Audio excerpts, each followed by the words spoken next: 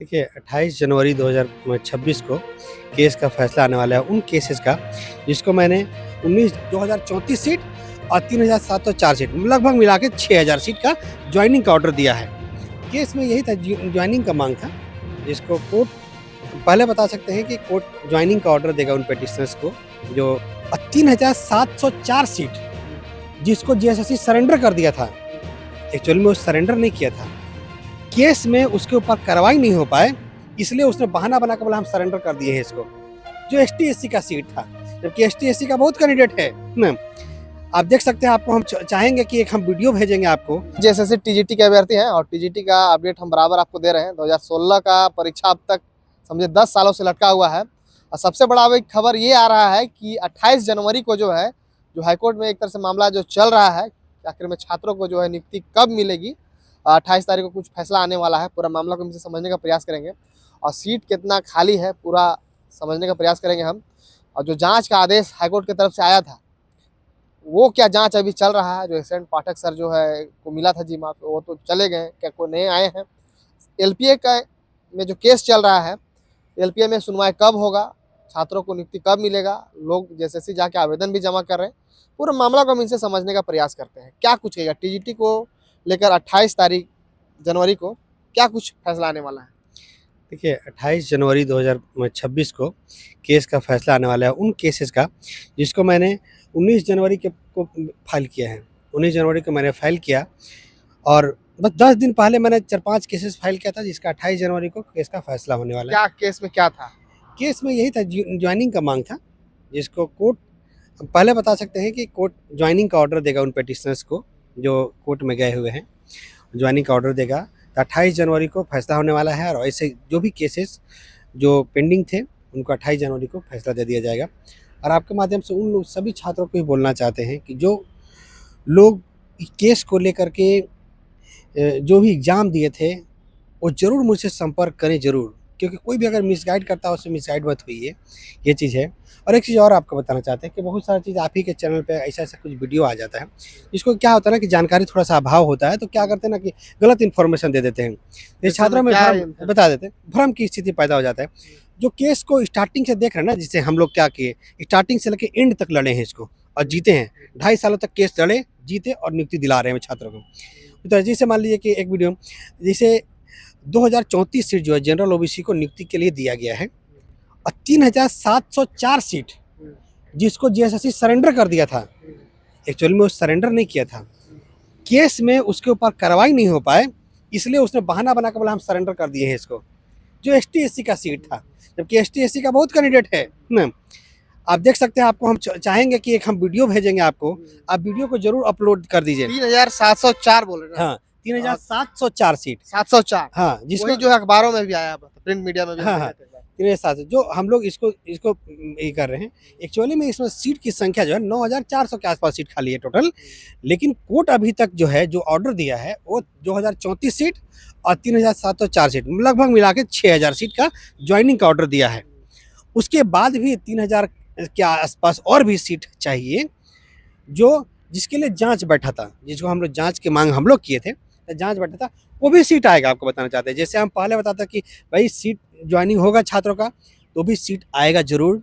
9000 के आसपास सीट पर नियुक्ति होगा।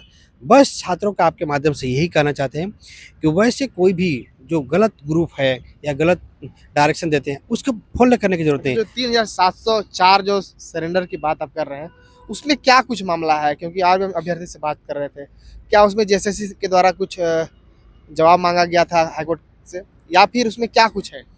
देखिए, कुछ छात्र जो इसको मिसगाइड हो जाते हैं कि 3704 से जो सरेंडर कर दिया है, उसने जानकारी दिया है जेएसएससी कोर्ट को कि 3704 सीट हम सरेंडर किए थे, लेकिन उसका कैंडिडेट जब ये बात रखा गया था कोर्ट में कि भाई 3704 सीट हम सरेंडर कर दिए हैं, तो छात्रों से इसी बेसिस पे एफिडेविट फाइल कर रहे थे हम लोग कि नहीं भाई, जो सीट ये सरेंडर कर रहा है उसका कैंडिडेट तो ऑलरेडी अवेलेबल है, तो उस सीट पे भी नियुक्ति होगा, नियुक्ति होना ही वो सीट पे है ना। भले कुछ छात्र इस मामले में 3704 और इधर जो है 2034 सीट लगभग मिला के 6000 सीट, 6000 सीट पे नियुक्ति हो रहा है अभी। उसके बाद भी और भी सीट जांच बैठ के मिलेगा, उस पर भी नियुक्ति होगा। नहीं का कोई ऑप्शन नहीं है। जांच का आदेश आया था, उस पे क्या कुछ हुआ? देखिए अभी तक जांच का रिपोर्ट नहीं आया है क्योंकि एस एन पाठक सर रिटायर हो गए हैं, सॉरी जांच से हट गए हैं, तो नेक्स्ट जांच उस पर अभी बैठने में बचा हुआ है, ये चीज़ है। और एक चीज़ और बताना चाहते हैं आपको न, हास्यास्पद देखिए, आपको अभी जस्ट हम बताएं कि हम 19 जनवरी को केस फाइल किए हैं, 28 जनवरी को मेरा केस का फैसला है। फैसला में समझिए क्या क्या होता है। 19 जनवरी को मैंने केस फाइल किया, फिर एक दिन के बाद मेरा केस फाइलिंग नंबर आया, उसके बाद मेरा मेरा 28 जनवरी को मेरा केस का फैसले का डेट दे दिया गया। तो 10 दिन का अंतर है ना। मतलब नए लोग जो उसमें जुड़े हैं या फिर नए लोग नए जो लोग? पिटिशनर बने ही नहीं थे ना, ठीक है, मेरा ही केस है। तो अब ये समझिए जेएसएससी का समझिए कि जो सेकंड बेंच वो फाइल किया है, वो केस फाइल किया, 1 महीना के बाद उसका केस नंबर आता है और पिछले 2 महीना से उसका हियरिंग डेट नहीं आता है। हास्यास्पद, मतलब समझिए को हियरिंग डेट नहीं ले रहा है। आप सेकेंड बेंच पे केस फाइल किए ना भाई, आप हियरिंग डेट लीजिए, तब ना हम लोग अपना बात रखेंगे। हमारे जो एडवोकेट सर हैं, हम लोग मीटिंग कर रहे थे, इतना इतना मतलब हास्यास्पद जिसको मुझे कि ऐसा कि भाई आप हियरिंग डेट क्यों नहीं ले, केस फाइल किए हो ना, क्यों केस फाइल किए हो, सुनवाई के लिए ना। उसका भी एक समय सीमा तो रहता होगा ना, इतना तारीख तक करना है या फिर कुछ? नहीं, आप डेट ले सकते हैं, जब आप डेट लेना चाहिए हियरिंग के लिए ले सकते हैं। तो मान लीजिए हियरिंग आप डेट ले ही केस नहीं रहा किए, है, पता चला 6 महीना बाद, साल 2 साल लगा देगी, उससे में तो डिले होगा ना? वो हियरिंग डेट ले ही नहीं रहा है। क्यों नहीं हियरिंग डेट बता रहे हैं आपको? क्योंकि हम लोग भी तैयारी किए हैं, हम लोग भी लॉयर लाएंगे बाहर से, हमारे हाईकोर्ट के टॉप लॉयर इसके लिए तैयार हैं बैठे हुए, ठीक है, उसका हम लोग तैयारी करके बैठे हैं कि आप आइए, आपका स्वागत करेंगे सेकेंड बेंच में हम लोग, ठीक ना, और सुपर तरीके से स्वागत करेंगे कि कैसे आपने आपने हाई स्कूल में चोरी करवाया था, घूस लेके नौकरी दिया था, ठीक है, और यही नहीं, आपने आधा सीट खाली छोड़ा, ठीक है, और यही नहीं बल्कि फर्स्ट बेंच में जब सुनवाई हो रहा था तो आपने झूठ झूठ जानकारी दिया कोर्ट के, आपके ऊपर कोर्ट में झूठ बोलने का केस जारी होना चाहिए आपके ऊपर, उस सब का हम लोग को मांग करना है न। और तो अभी तक वो हियरिंग डेट नहीं ले रहा है। बताइए हियरिंग डेट, आप हियरिंग डेट लीजिए, आप हरा दीजिए हम लोगों को, तब जानेंगे ना आप हियरिंग डेट लाए। अच्छा, क्या लगता है कोर्ट में क्या नियम है कि कब तक लेगी, या फिर कुछ तो एक नियम रहता होगा ना? देखिए हम लोग का कोई काम नहीं है, हम लोग का काम है कि 6 महीना का वेट करेंगे, 6 महीना में नियुक्ति नहीं होगा, कोर्ट में केस फाइल करेंगे कि हम लोग का 6 महीना हो गया, नियुक्ति नहीं हुआ है हम लोग का, फर्स्ट बेंच का आदेश था, वो सेकंड बेंच में केस फाइल किया, अभी तक हियरिंग डेट नहीं लेना चाहता, मतलब लेना ही नहीं चाहता, वो हियरिंग डेट लेबर नहीं करेगा क्योंकि उसको पता है कि जिस दिन हियरिंग डेट होगा जेएसएससी के लोग जेल जाना शुरू कर देंगे। क्यों? क्योंकि फर्स्ट बेंच में जो है ना, जो जजमेंट हुआ था उसमें बात लिखा हुआ था कि वैसे अधिकारी जो इसमें अनियमितता किए हैं उनके ऊपर केस किया जाए, उनको जेल भेजा जाए, तो उन जेल जाने का डर है उन लोग को, इसलिए वो नहीं ले रहे हैं। लेकिन हम लोग जो है आपको ये भी बोलना चाहते हैं कि हम लोग सब काम कर चुके हैं। अच्छा, पर क्या लग रहा है आपको टीजीटी को लेकर इतना जो है मामला फंस रहा है, 10 साल समझिए हो गया अब, और सीजीएल का भी देखिए मुद्दा तुरंत खत्म हो गया, फटाफट सरकार भी नियुक्ति दे दी, लोग ज्वाइनिंग कर लिए एक तरह से। उसके बाद आप और भी परीक्षाएं देखिए, माध्यमिक आचार का भी तुरंत हो रहा है, जेपीएससी हुआ एक तुरंत 14 जेपीएससी आ गया। इसमें आखिर में सरकार क्यों पेच फंसा रही है और सरकार आगे जा रही है? क्या लग रहा है आपको सीट खाली रहने के बावजूद? देखिए जेएसएससी के द्वारा लिया हुआ हर एग्जाम में, नहीं, हर एग्जाम तो नहीं बोल सकते, कुछ एग्जाम तो मान लीजिए। एक एग्जाम सीजीएल छोड़ दीजिए, सीजीएल में भी कम से कम 300-400 सीट अभी बचा हुआ है ना, 300-400 सीट अभी बचा हुआ सीजीएल में, नियुक्ति कब होगा कोई आता पता नहीं हो उसका। देखिए हर एग्जाम में ये 50% नियुक्ति दे करके बाकी का चुप लगा देता है। सिर्फ छात्रों को जो है ना, झारखंड के छात्रों को बता दें 18,000 हाई स्कूल में नौकरी निकला, छात्र बड़ा खुश है, चलो भाई 18,000 में हम नहीं निकले, कम से कम कुछ लोग निकलेगा, आधा नियुक्ति देके छोड़ दिया। सहायक आचार्य में देखिए आधा से भी कम का नियुक्ति देके छोड़ दिया। जेई का एग्जाम में देख लीजिए आधा से कम आधा के आसपास नियुक्ति दिया। सभी एग्जाम में ये आधा लोग को नियुक्ति देकर बांट के बढ़ जाता है, देना ही नहीं चाहता है। इसमें एक टीजीटी में हम एक प्रश्न और मेरा है, जब जेएसएससी हम गए थे, कुछ छात्र वहाँ लोग मिले थे, बोल रहे थे बहुत जिनका कम नंबर है वो लोग भी केस में जुड़ जा रहे हैं, तो उनको नौकरी कैसे मिलेगा? नंबर कम है तो जाएंगे, उन लोग को कुछ होगा नहीं, लोग ऐसे वैसे कर रहे हैं। हम नहीं ऐसा कर रहे हैं, कुछ लोग मिले तो वो लोग इस तरह की बातें कर रहे हैं, उनको क्या मैसेज देना चाहिएगा? देखिए पहले ये भी बताना चाहते हैं कि क्या होता है ना कि आप मीडिया चैनल है, कोई भी हाई स्कूल का छात्र दिखता है आप उससे पूछने लगते हैं, उसे जानकारी नहीं, खुद बोलता है कि भैया हम भी अपने बातों को रखना चाहते हैं, वही बता रहे हैं, उसे जानकारी नहीं होता तो आप लगा देते हैं कि चलो भाई बताओ बताओ, तो अपना बात को रखो। लेकिन क्या होता है ना कि आप क्या करते हैं, देखिए कोई भी चीज़ होता है ना, जैसे वो आदमी बोल रहा है वो फैक्ट सही बोल रहा है कि नहीं बोल रहा है, क्या होता है ना कि एक ह्यूमर एक गलत मैसेज चला जाता है, तो देखिए कि वो कैंडिडेट बात बोल रहा है, उसको थोड़ा-सा आप फैक्ट चेक कर लीजिए कि हाँ भाई सही बोल रहा है कि नहीं बोला। नहीं फैक्ट चेक किया तो उसको कोशिश कीजिए कि नहीं चलाइए, क्या कि भ्रम फैल जाता है।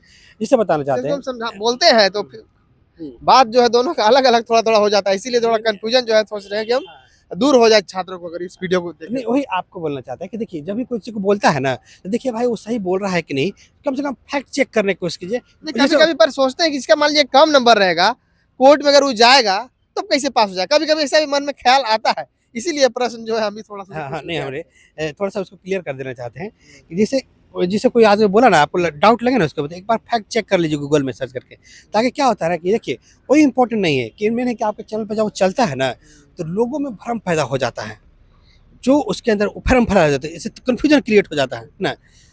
तो जैसे आप जो वीडियो के बारे में बता रहे हैं, उस वीडियो में एक नीचे कमेंट देख के देख लीजिए कि भाई क्या उसका है। तो थोड़ा-सा हो जाता है। उन्हें जानकारी नहीं है। पहले जानकारी ये नहीं है कि हाई कोर्ट और सुप्रीम कोर्ट के पास क्या अधिकार है। देखिए हाई कोर्ट और सुप्रीम कोर्ट संविधान से चलता है। हाई कोर्ट और सुप्रीम कोर्ट को एक पावर दिया गया है। पावर ये दिया गया है, बात को समझिए कि कोई भी हाई कोर्ट में केस फाइल करता है, वो पिटिशनर होता है। पिटिशनर को नियुक्ति देने का, आदेश देने का अधिकार है उसके पास।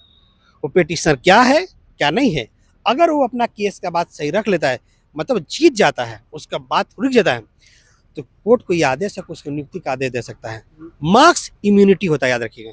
मार्क्स इम्यूनिटी होता है।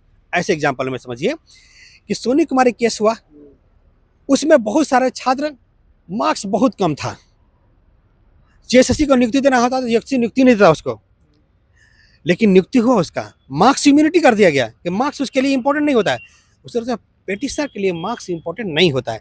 पिटिशनर के लिए मार्क्स होता है कि वो कोर्ट में बोले और जेएसएससी उसको हरा दे कि हाँ भाई इतना मार्क्स है इसका, हम नियुक्ति नहीं देंगे, आप कह दीजिए। कोर्ट लेकिन अगर आदेश दे दिया ना कि नहीं भाई पिटिशनर उसको नियुक्ति देना है, तो नियुक्ति देना पड़ेगा आपको। वो तो कोर्ट का आदेश जो है हाँ। सर्वोपरि होता है। हाँ। जैसे सीजीएल में भी देखिए कोर्ट में मामला चल रहा था, वहाँ ऑर्डर आया कि नहीं भाई आप जो है इस पे नियुक्ति दीजिए, तो सरकार इधर जो है फटाक से रिजल्ट दी, उसके बाद जो है नियुक्ति दी। लोग सुप्रीम कोर्ट गए, सुप्रीम कोर्ट में कुछ हुआ नहीं, तो लोग अभी नौकरी कर रहे हैं। हाँ, तो इस तरह से मार्क्स इम्यूनिटी होता है। और आगे समझिए कि जैसे अभी हम लोग जो है ना कोर्ट से मांग किए थे कि भाई जिसको आप नियुक्ति दिए हैं ना, ठीक है, उसको उसका डिटेल दीजिए हमको। तो देखिए जब डिटेल हम लोग मांगा गया तो हम लोगों को ये जो सोनी कुमारी केस जीती थी ना, जितना कैंडिडेट थे ना, उसका डिटेल देने के लिए मना कर दिया गया था कोर्ट की तरफ से, क्योंकि उन लोग कोर्ट के आदेश से नियुक्ति हुआ है, इसलिए उसका डिटेल या उसका मार्क्स आपको देने की जरूरत नहीं है, क्योंकि उन लोगों ने कोर्ट के आदेश से लिया है, कोर्ट में जो बात रखा गया है तो उसको देने की जरूरत नहीं। इस तरह से जो भी पिटिशनर्स बन के नियुक्ति ले रहे हैं ना, उनके लिए मार्क्स इंपॉर्टेंट होता है नहीं। कभी उसका मार्क्स आप मांग भी नहीं कर सकते, क्योंकि इम्यूनिटी होता है उसका, और कोर्ट अपने अधिकार से उसको नियुक्ति देने का आदेश दिया है। जो भी मान लीजिए हाई स्कूल 2016 का जजमेंट आया है, तो उसमें जो पिटिशनर्स बने हुए हैं, क्या मार्क्स है छोड़ दीजिए उसका, ठीक है। कोर्ट ने आदेश दिया इस पिटिशनर से सीट भरिए, तो भरा जाएगा उससे बाहर का आप ले नहीं सकते ना। तब ये बात होता है। हाँ, अच्छा 21 जनवरी को भी कुछ सुनवाई था क्या? 21 जनवरी को मेरे, आप समझिए कि 10 जनवरी को मैंने केस फाइल किया था, 21 जनवरी को मेरा केस का फैसला हुआ। क्या फैसला हुआ उसमें? फैसला ये हुआ कि जो भी पिटिशनर है उसको नियुक्ति दीजिए खाली सीट के ऊपर। मतलब उसमें भी नए लोग जुड़े थे उसका? हाँ, नए लोग हमने जोड़ा है उसको। फिर अभी 19 को है।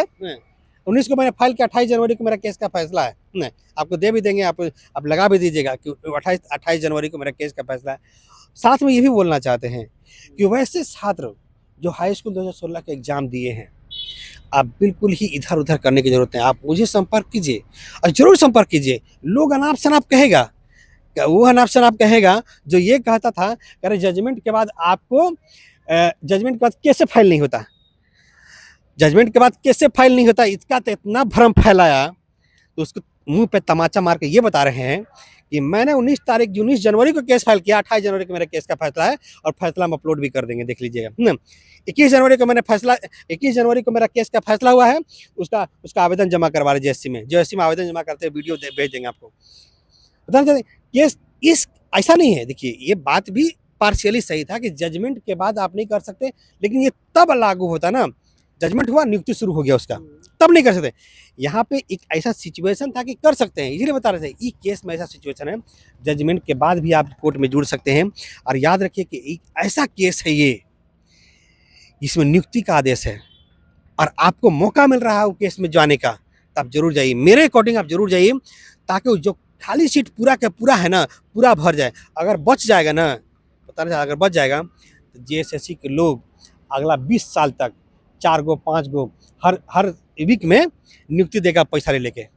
बेहतर है कि आप थोड़े से पैसा में जोड़िए। हाँ, छात्र एक चीज़ और गलती करते हैं कि जहाँ तहाँ ग्रुप में जुड़ जाते हैं, जो नहीं वो सही से आवेदन दिला सकता है, नहीं कुछ दिला सकता है।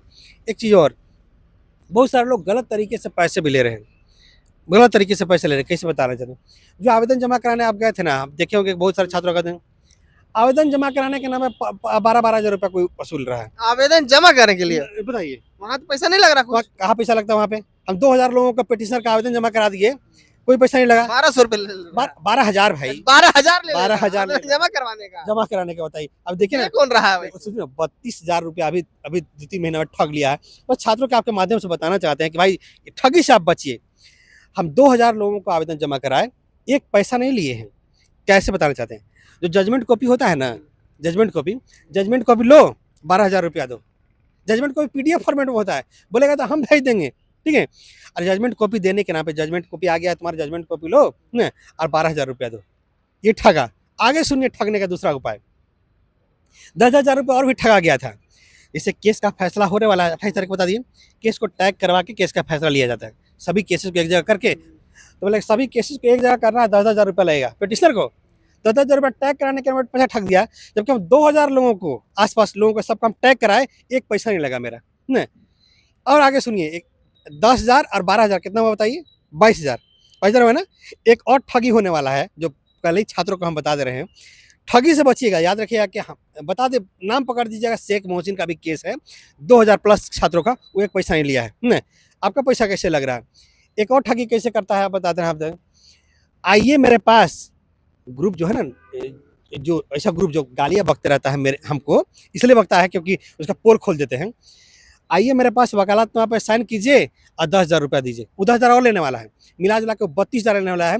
आपसे पैसा मांगता है, आप पैसा मत दीजिए। बहुत सारा प्रॉब्लम है तो आप मुझसे संपर्क कर सकते हैं। 32,000 रुपया अभी 3 महीना में ठगा है लोगों का। कुछ ग्रुप्स, कुछ गलत ग्रुप जो ठगी के लिए ही काम कर रहा था, एक आदमी से। एक आदमी से। असल में हम 2,000 लोगों को केस किए, टैग किए, जजमेंट कॉपी दिए, एक पैसा नहीं लिए।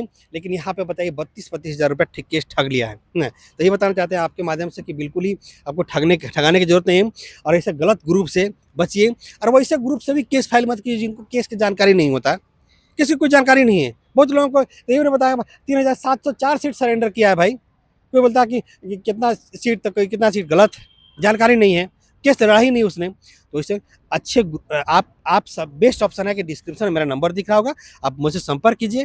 प्रॉपर में केस फाइल होगा, ज्वाइनिंग होगा, ज्वाइनिंग लेकर रहेंगे, किसी कीमत पर ज्वाइनिंग होगा।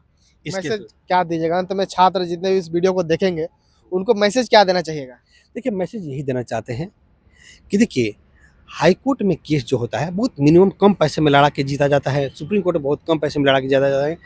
केस से डरने की आवश्यकता नहीं। बहुत लोग बोलते हैं कि केस कर देंगे तो मेरे ऊपर कार्रवाई होगी, गिल्टी कर, बिल्कुल। और बहुत कम पैसे में आप बोलना चाहते हैं कि आप अगर हाई स्कूल 2016 का एग्जाम दिए हैं, शेख मोहसिन से आप संपर्क कीजिए। मैं रांची में रहता हूँ, आप आके मिल के ही मुझसे केस फाइल कर सकते हैं, या घर बैठे बैठे आप एक केस फाइल करा देंगे आपका। और डिस्क्रिप्शन में मेरा नंबर दिख रहा है, आप मुझे संपर्क कीजिए, हम आपको केस में जोड़ देंगे। नियुक्ति मिलने का चांस ज़्यादा है, आप जरूर जुड़िए, और मुझसे जरूर जुड़िए। इधर उधर ग्रुप में मत जुड़िए। ये डायरेक्ट, एक हमेशा मना करते हैं, डायरेक्ट एडवोकेट से मत जुड़िए या गलत ग्रुप से मत जुड़िए। डायरेक्ट एडवोकेट से जुड़ना गलत बात नहीं है, लेकिन उनके पास समय नहीं होता, इसलिए वजह से थोड़ा सा दिक्कत होता है।